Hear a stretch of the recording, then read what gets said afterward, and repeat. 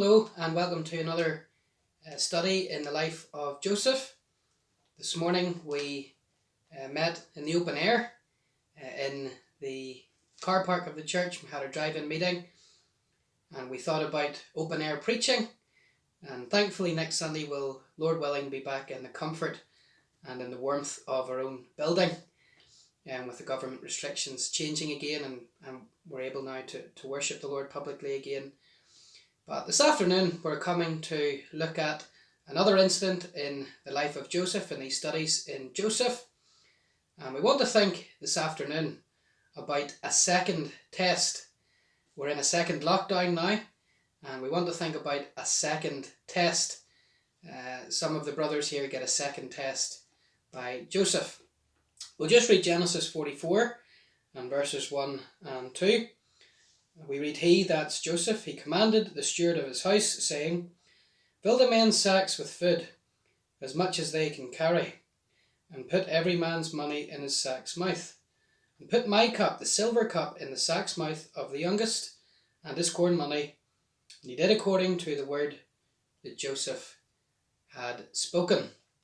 Tests are part and parcel of everyday life, and whenever we are P6, P7, some of us would sit the 11 plus, or it's a different name for it now. Whenever you come to 15, 16, you sit your GCSEs, and then perhaps you maybe have other exams as well. We have tests galore, tests at the end of every year in school, and even for some jobs you have to take a test. And sometimes whenever we sit these tests, we can sometimes have a reset or a second test. And here in Genesis chapter 44, we have the brothers essentially sitting a reset or sitting a second test. You remember a few studies ago and in a few chapters ago, we looked at how Joseph proved his brothers, how he, as they came that first time to Egypt and they asked for corn, how he put them all in prison for a few days, and then how Simeon was left in prison. Why? To prove both himself and his brothers. They then returned home, apart from Simeon, and now Genesis 43, last week we saw them coming back, presenting their gifts and so on to Joseph. Well, now Joseph, he is going to test these brothers again. He's going to challenge these brothers. He's giving these brothers a second test. And he especially, as we're going to see, he hones in on Judah. Judah, of course, as we have seen, Judah now is on this journey of growing up. He is growing in grace. He's going on with God. And so he gives the brothers, and especially here as we're going to see Judah, a second test. Now he does this through very, very interesting means. In verse 2 we've read there about a silver cup. He places a silver cup in the bag or sack of Benjamin, and he sends then the brothers away from the feast. We left them last week at the feast. They were all having a feast together. They were all fearful and they had different feelings, but we left them last week having that feast at the end of chapter 43. The very next day, chapter 44, Joseph, he sends his brothers away, but he places a silver cup in the rucksack, the sack of Benjamin. He then orders, as we've read in verse 1, his stewards to go after the brothers. And he uses this silver cup to test, or to prove, or to speak to his brothers in general. And it seems here Judah, he is particularly singled out as well. So it's very interesting that God speaks to the brothers and Judah through a silver cup. And child of God, the Lord does this. He speaks sometimes in very, very interesting and very peculiar ways. You read through the Bible and you'll discover this. Think of Exodus, those early chapters of Exodus. How did God speak to Moses in Exodus 3? Through the means of a burning bush. Think of King Saul, the first king of Israel. How did God speak to him? He spoke to him through the bleating of sheep in 1 Samuel chapter 15. Think of Balaam, how was he spoken to? He was spoken to by a talking donkey. And you'll find this, child of God, that often God speaks in strange and in mysterious ways. Sometimes he gives us not merely one test, but he gives us 2 tests, 3 tests, 4 tests. And as I was looking at this portion, and as I was thinking even about our own circumstances in the province here, we're setting a second test, aren't we? We're going through that second lockdown, and we all have our own opinions on these matters. And yet let us never lose sight of the fact that we must deal with these lockdowns in faith. We must deal with these lockdowns in faith. Yes, these things, they are frustrating at times, but they are a part of the sovereign plan and prerogative of God. And child of God, he has sent the second lockdown as a second test to you. How are you going to respond? Are you going to remain faithful to God whenever, especially come the Sabbath day, it's that little bit more difficult to worship him in the way that you would normally do? Are you still going to set aside that time? Have you been setting aside that time, making use of the means that are available on the internet and our own meetings, even in the drive-in and so on? Are you going to remain faithful whenever all around looks bleak? And as God sets this second test through this lockdown 2.0. So I want to think today about this second test that Joseph seems to give his brothers. The first thing I think we see here that I want to draw your attention to is the proving by Joseph. In verses 3 and 4, we read, as soon as the morning was light, the men were sent away, they and their asses. And when they were gone out of the city, not yet far off, Joseph said to his steward, up, follow after the men. When thou dost overtake them, say to them, wherefore have ye rewarded evil for good? So we see here that after the meal that they had, the very next morning, Joseph, he sends his brothers away. And he tells the stewards, his servants, to place the corn in their sacks, to place the money again that they have given in their sacks, just like before. But as I've said, he places the silver cup in the sack of Benjamin. Remember, there's that special bond between him and Benjamin. He was the younger brother, but him and Benjamin were full brothers. They had the same mother, Rachel, who passed away whenever she had Benjamin. Now, Joseph here, he sends his men after the brothers, and he tells them, when you overtake the brothers, stop them. And so in verse 10 we read that Joseph, he confronts the brothers, and we read that he said, now also let it be according to your words. He with whom it is found shall be my servant, and ye shall be blameless. So he follows the brothers along with some of his servants, and he essentially accuses them of stealing the silver cup. And he says, look, whoever has the silver cup, whoever is found with it, he will come back to be my servant, and the rest of you are going to be blameless here. You're going to have no fault in this at all.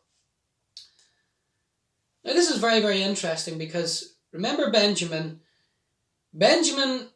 was left at home the first time, and now he was sent the second time. Joseph had specifically asked for Benjamin. Benjamin was really it seems that when you read these chapters in Genesis, that Benjamin really overtook Joseph as his father Jacob's favourite, his blue-eyed boy, as we would say. And it may have been that the brothers may have maybe not treated Benjamin the same way as Joseph, but they kind of harboured a similar spirit towards Benjamin. It may have been like that. That they vented all of their fury when Joseph was gone on Benjamin. At any rate, Joseph is going to use Benjamin here to prove his brothers. And so he states, look, whoever's the silver cup, they can come back with me, and the rest are going to be blameless. See what he's doing here? He's essentially proving them to see, look, are you going to react the same way that you did 20 years previously? That's what he's really doing here. He is sending this storm of the silver cup. He has placed the silver cup, remember, in Benjamin's rucksack. Joseph knows exactly what he's doing. And now as the silver cup is found in Benjamin's sack, as Benjamin is in danger of being taken back, He is proving his brothers to see if they progressed at all since 20 years ago. Or are they just going to throw Benjamin, as it were, under the proverbial bus, just like they did Joseph 20 years previously? Are they going to just let Benjamin go and that's it? We've lost one of our brothers, now here's the second one. Are they going to just treat Benjamin the same way that they treated Joseph 20 years previously? This is what Joseph is doing. He is proving them to see if they progressed. Is there any difference in them at all? Are they progressing in grace? And God often does this, child of God. He sends you a test and even a second test. Sometimes to see and to prove and to test where you're really at with him. And there are a number of reasons as to why God has sent Lockdown 2.0. And I am not a prophet nor the son of a prophet. I do not know all of the reasons.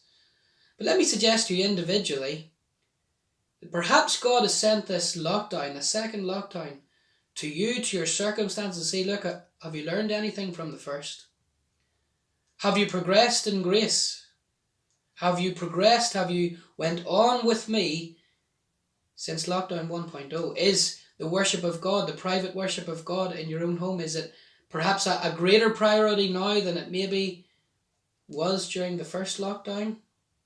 Are you reacting to circumstances differently? Are you reacting to changes in work and in with your children, with your family, with your loved ones? Are you reacting to these things in a different way? Coming to me, recognizing my sovereignty in all things. God, he speaks once, yea, twice. But as Job said, sometimes man perceives it not. Sometimes man, they respond the same way as the first time, and we don't learn the lesson. Child of God, whenever God challenges you and proves you in a way, as one old saint said to me, be a quick learner. Don't make it that in your own Christian experience that you have to learn to make the same mistake once, twice, 3 times, 4 times and not learn.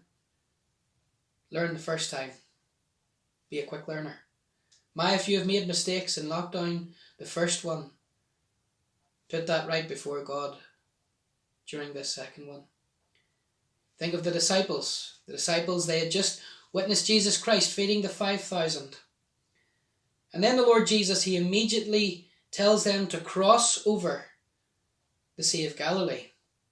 And in that incident, Matthew 14 verse 22, we read, straightway Jesus constrained his disciples to get into a ship to go to the other side while he sent the multitudes away. That term constrained, it's in the Greek, it has the idea of forcing.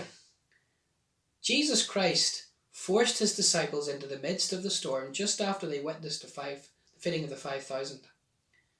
Perhaps it may have been to see, have they learned anything from what they have just witnessed in the feeding of the 5,000?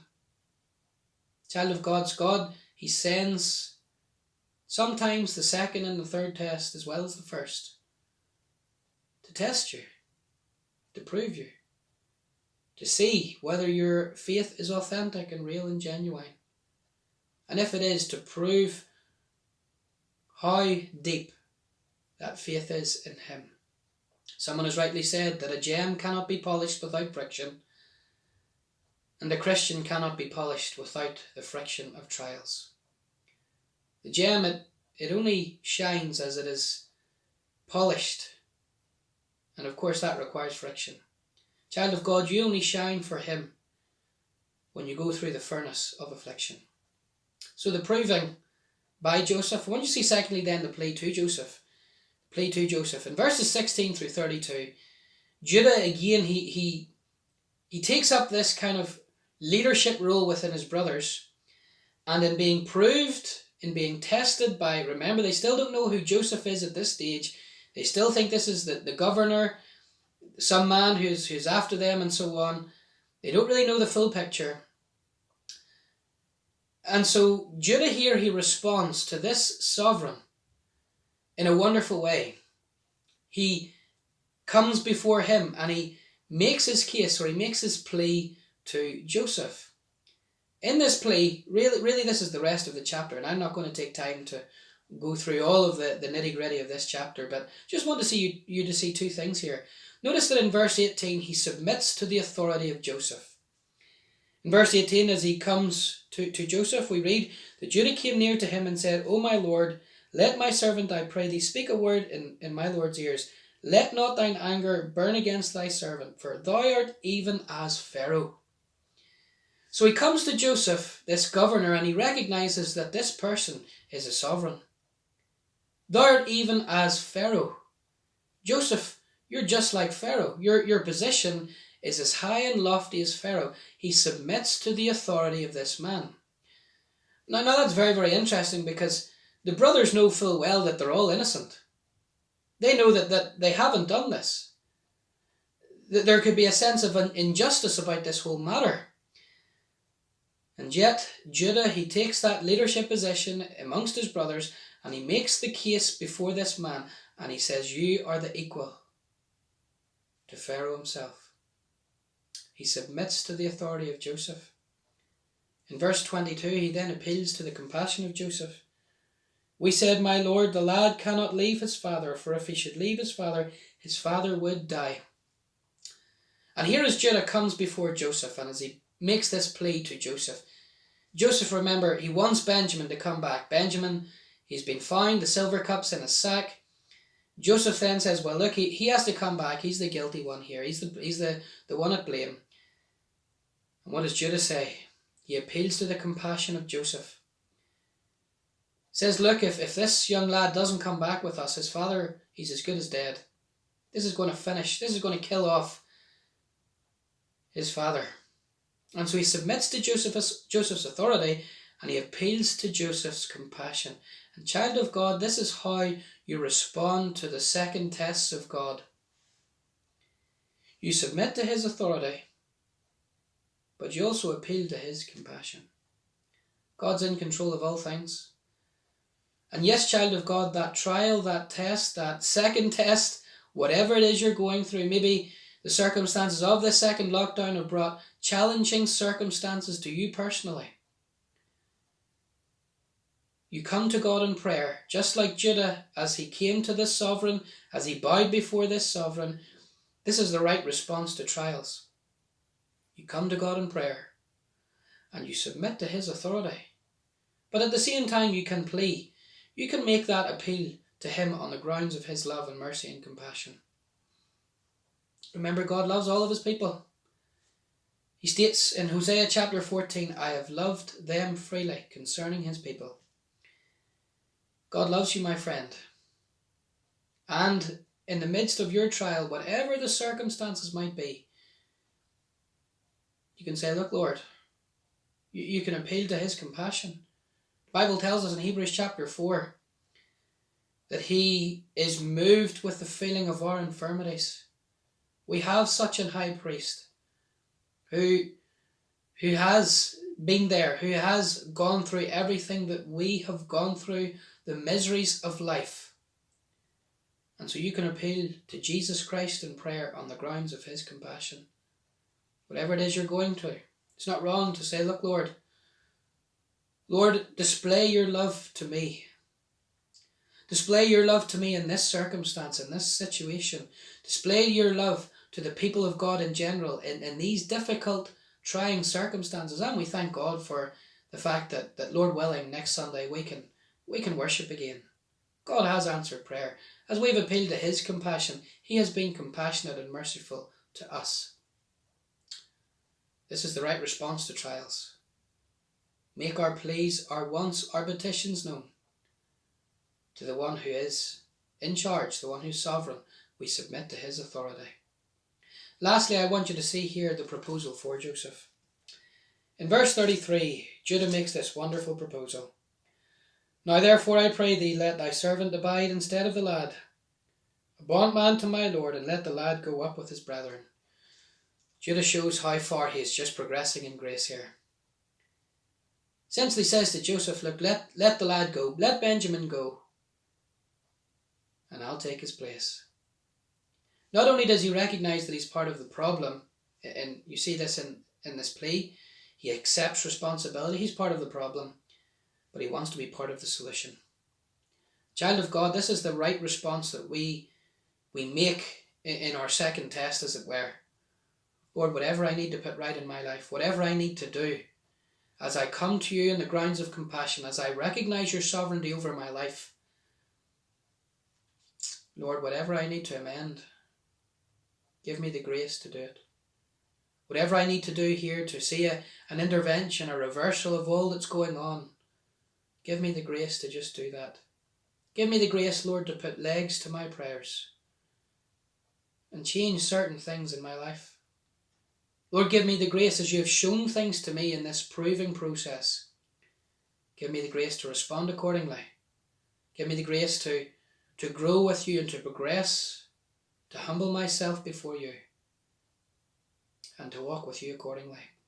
So I trust the Lord will bless these few thoughts as we have thought about a second test as you're in the midst of this second lockdown, and that God will bless these words, these thoughts to your heart this afternoon.